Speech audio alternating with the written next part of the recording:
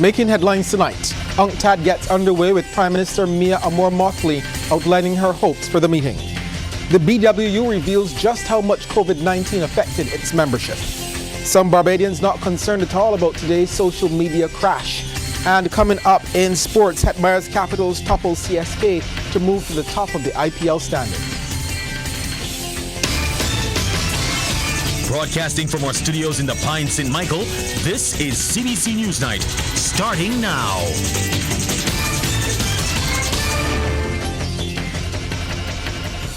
I'm Shane Jones, leading the news at 7. Barbados continues to punch above its weight, creating history by becoming the smallest nation to host a UN global conference.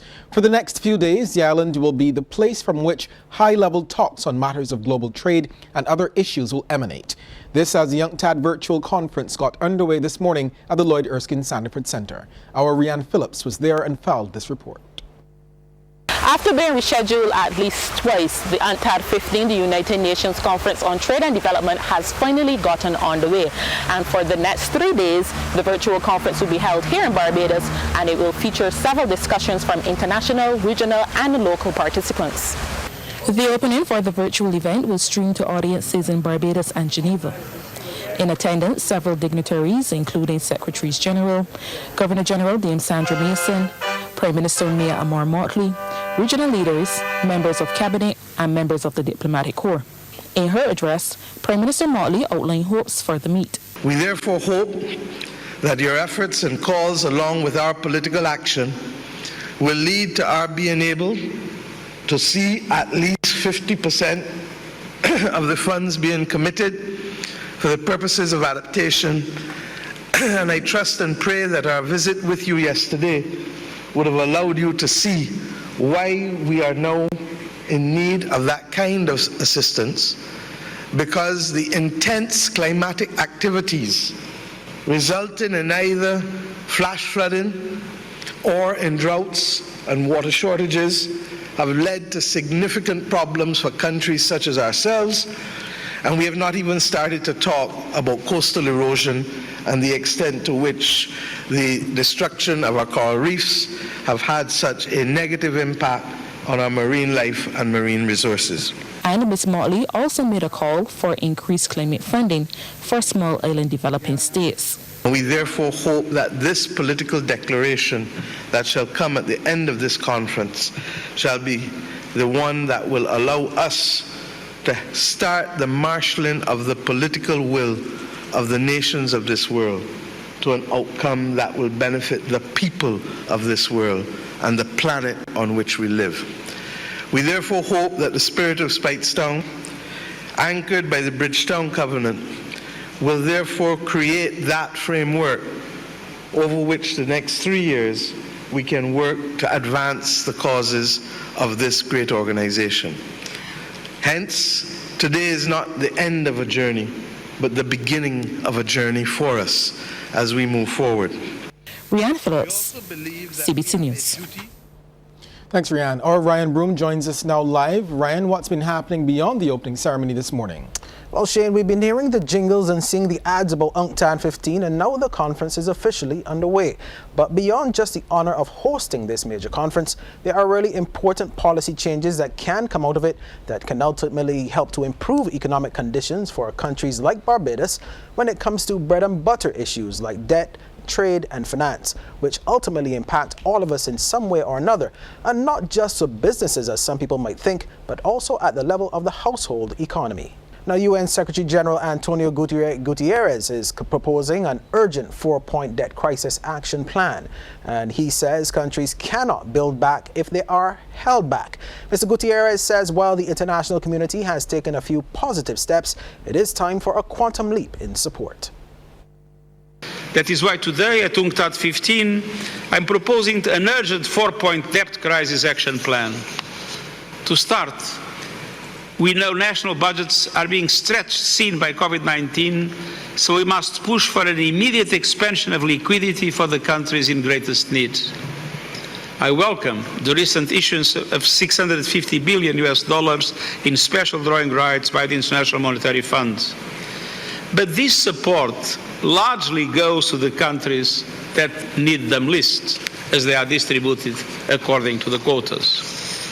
And today I'm calling for a substantial reallocation of unused SDRs, not a symbolic one, a substantial reallocation to vulnerable countries that need them, including middle-income countries.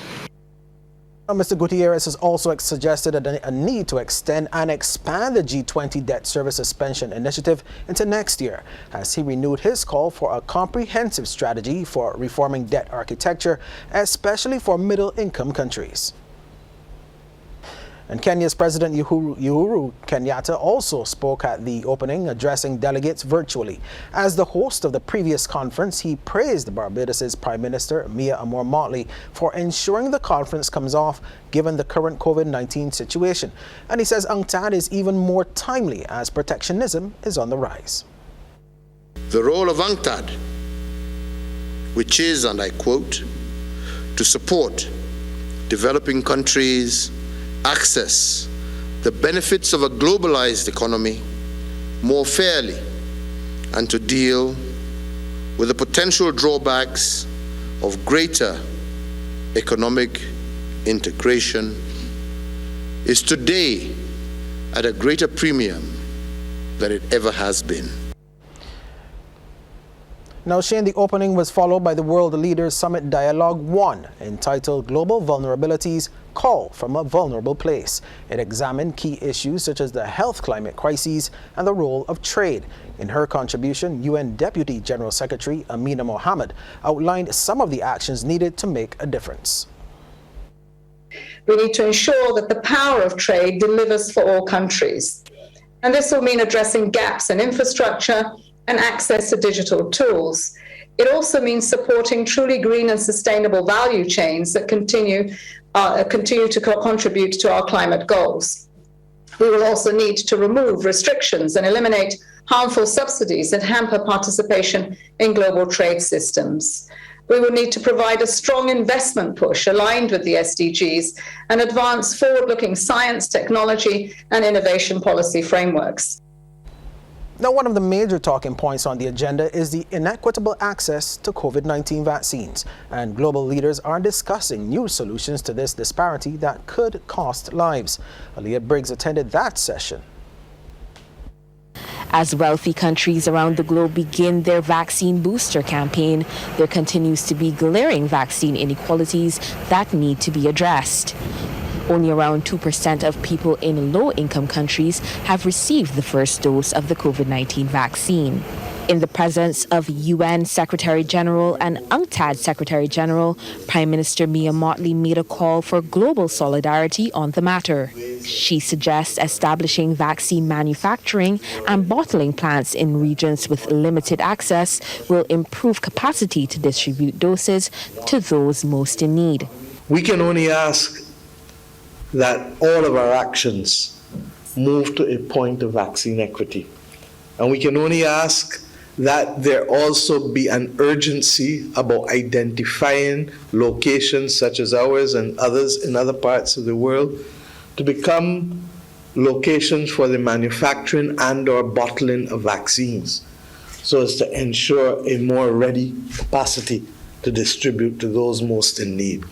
According to Prime Minister Motley, this issue must be treated with urgency if the UN is to meet its target of vaccinating 70% of each country's population by 2022. I do not accept that it is impossible for us to achieve that.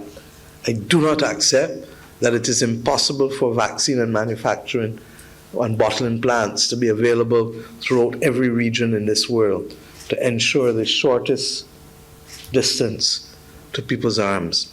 These comments come as world leaders and global health organizations have become increasingly vocal about the disparity in vaccine access between residents of wealthier and poorer nations.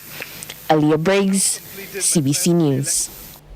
So Shane, as you can see, this conference has already started to touch on some major issues that are important to the economy of Barbados and its ability to achieve equality in the global marketplace.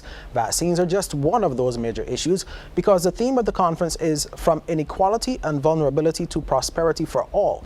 And everyone who is a part of this will be hoping to generate the policy by the end of it to ensure that those words are actually put into action for the benefit of Barbados and so many other vulnerable developing countries around the world.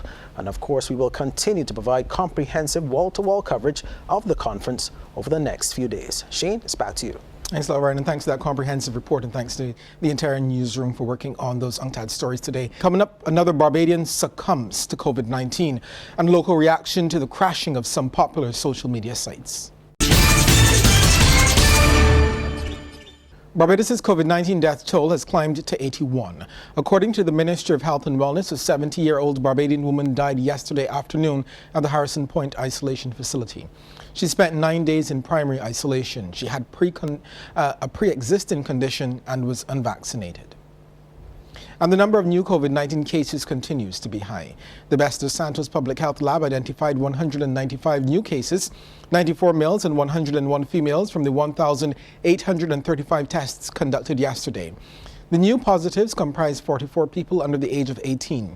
There are 996 persons in isolation. The island recorded 2 deaths yesterday. A 64-year-old St. Lucian man died after spending 7 days in primary isolation. He had no pre-existing conditions and was unvaccinated.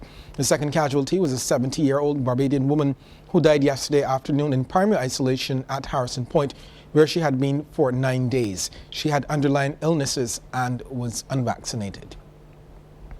The Barbados Workers Union says it lost between 2 to 4% of its membership due to the COVID-19 pandemic. But General Secretary Tony Moore says there was some leveling off in the numbers, with workers from other sectors seeking membership during this 2-year period. Lisa Broom has more.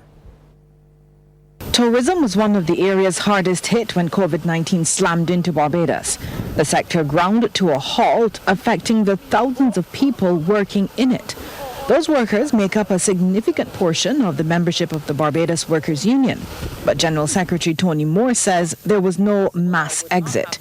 She's attributed this to the BEST program, which saw workers keep their jobs at a reduced salary. So with that as well, the fall off in the area of hotels has not been as significant. It has been bad, but it has not been as significant as could have been the case if such a program was not implemented.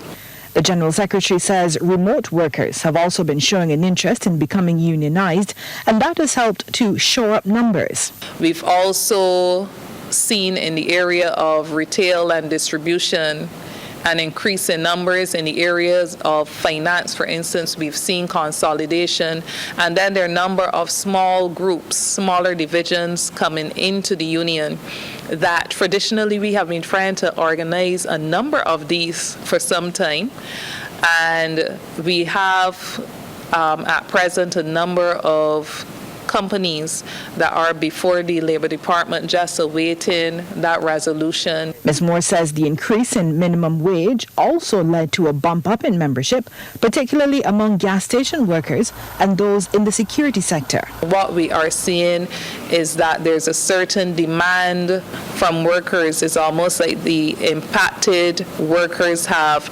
recognized that the union is here working for them and is largely responsible for the progress that has been achieved up to now, and we are seeing slow but desirable movement in a positive direction in a number of areas that the union has been targeting for some time. Lisa Broom, CBC News.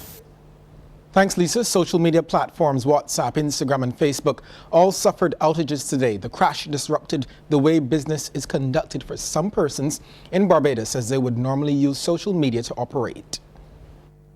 It affected the way how we normally do business because we have a WhatsApp where people can message in and ask queries about certain items. However, we had to revert back to the calls, and that's shown to be quite challenging today. But however, we are persevering through it. Many Barbadians told CBC News it does not affect their personal lives as much as it would seem, as they reverted to traditional means of communication, including phone calls. I wasn't too bothered. I was able to achieve what I had to do at work, and I had already made contact with my relatives. I was, comfortable that they were okay, and I'm not somebody who is big on social media, so I wasn't really affected. To be honest with you, I just kind of accept it for the time being and hope that it would be back up soon. It was not a big bother to me. I had to put credit on my phone to call, and I don't usually put credit on my phone to call. Well, outage tracking site Down Detector logged tens of thousands of reports for Facebook, Instagram, and WhatsApp. Facebook's own site would not load at all for about an hour. Instagram and WhatsApp were accessible but could not load new content or send messages. The reason for the outage was not immediately clear. However, multiple security experts quickly pointed to a domain name system or DNS problem as a possible culprit. Internet Analysis Division Thousand Eyes said on Twitter that its tests indicate the outages are due to an ongoing DNS failure. The DNS translates website names into IP addresses that can be read by a computer. A winner of the $10,000 prize has been announced for the CBC Shop and Win promotion competition. An overjoyed Marquita Seeley was presented with a check at CBC. I feel as anybody was awesome, overjoyed. It is a blessing. You listen to the radio, you hear personalities. You say there's a competition, you say, okay, just let me go in just for that. But then to actually win something, it was an overwhelming feeling. I honestly cannot express my gratitude to CBC. History has been created with the launch of a new program targeting the most promising female intellectual and legal minds across the Caribbean. FemLex Cohort is the first legal certified mentorship and education program in the region. Founder and final year law student Gabrielle Gay says it was born out of the realization that law students needed support during the pandemic, as well as a need for greater female representation in the legal profession. She says the program is designed to equip participants with the necessary soft skills and entrepreneurial know-how for the world of work. In this new normal with COVID-19 looming, we have to develop students that are flexible, that are able, yes, to be employable, but also to be firm, independent entrepreneurs, create their own law firms, and have those skills to flex remotely, within their countries, virtually, however it needs be, to get their needs met and to provide legal services in any climate. Speaking during the virtual launch, Ms. Gay said the program's mandate of equity via opportunity coincides with several of the 2030 Sustainable Development Goals, including quality education for all and gender equality and equity. Program ambassadors will have access to a number of mentorship and internship opportunities, including one with Impactor, an Australian tech startup.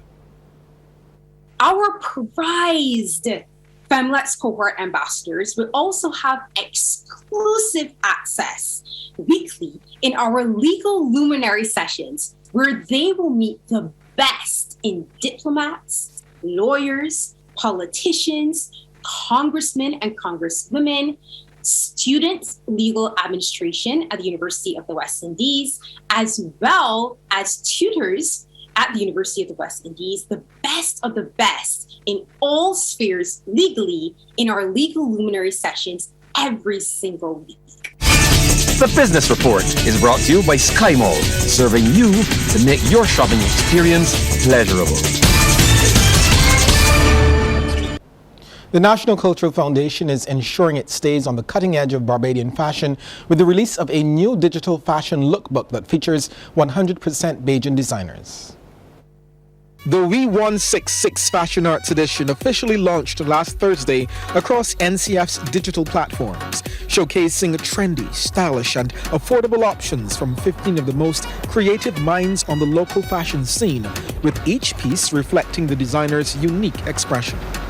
The NCF says in the current COVID-19 climate, they felt the need to ensure that local artisans continue creating and to help provide a platform for them to be able to monetize their art.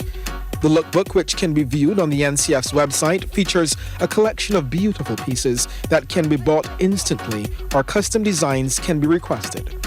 Producer of the publication, NCF's marketing officer Ashley Dial, said the foundation is thrilled with how the project blossomed. The NCF is well aware that there is a need now more than ever to invest in ourselves as Barbadians. We know that our designers are actively engaged in self-promotion. However, there is also an incredible strength to be found in partnership and collaboration. The lookbook essentially brings together in one location multiple pieces from different designers to create a cohesive look. To those out there who are ready, willing, and excited to support our local fashion industry, there are links provided so that when you are browsing through We166 and you find something that you've fallen in love with, you can reach out to the designers directly. This is the NCF's second edition of We166. The first catalog was created last year as a Christmas edition, which focused on visual arts. Chenise Taylor, the local designer whose work was worn by Barbadian pop star Rihanna and was featured by Vogue magazine, has officially launched her self-titled luxury brand and e-commerce platform as the young designer gears up to share her unique crochet designs with the world. More in this Leah Briggs story. From Westbury to Vogue and beyond, just a few months after her crochet designs were worn by Rihanna and featured in Vogue magazine, the Chenise Taylor brand is expanding with a bold look and a new website as the Barbadian designer gears up to take the world by storm with the launch of the Chenise Taylor Fashion Company. The brand's new and luxurious image was conceptualized by the creative team at G&A Communications. It features African-inspired aesthetics with a Barbadian flair. Since her story of strength and triumph captivated the world, Chenise has employed 3 people and is ramping up production to meet demand on the highly anticipated 2021 fall collection. She calls the experience a dream come true. It's a historic moment in my life. I'm being thankful for every moment. The pandemic was very vicious on all of us, but it was a bit generous to me because I got the chance to meet Melissa and share one of my pieces with Rihanna, so that was a great moment for me. Chenise Taylor's pieces are available on the newly launched Designs by Chenise Taylor website or the Chenise Taylor Studios located at Unit 8, Barbados Small Business Development Center in Fontebelle. The crochet designer is working on a Christmas collection which will be launched later this year. Chenise expressed gratitude to several people and organizations who played a pivotal role in maximizing the brand's potential. So the brand launch today was a dream come true because of the potential opportunities it will create. Several people and organizations have jumped on board to help me today in today's possibilities, and I wish to say a big thanks to all of you. Mr. Chris Gibbs, the Barbados Labour Party candidate for St. Michael West. So I want to thank the National Cultural Foundation as well. The CEO, Carol Roberts, she came to my assistance very quickly, offering me guidance and the next step in this project, which made it possible. So I want to thank also the Cultural Industry Development of the National Cultural Foundation for helping me bring this project to life. As Chenise Taylor makes more moves on the international stage, fans can follow the brand's journey on social media at Designs by Chenise Taylor and visit designsbychenisetaylor.com. Aaliyah Briggs, CBC News. It's our package. Remember, you can continue following us on TV8 to get more news in our social media platforms. Instagram at CBC News Barbados and Facebook at cbcnews.bb, as well as our radio stations 94.7, 100.7, and 98.1. That's our news. Good night and be good.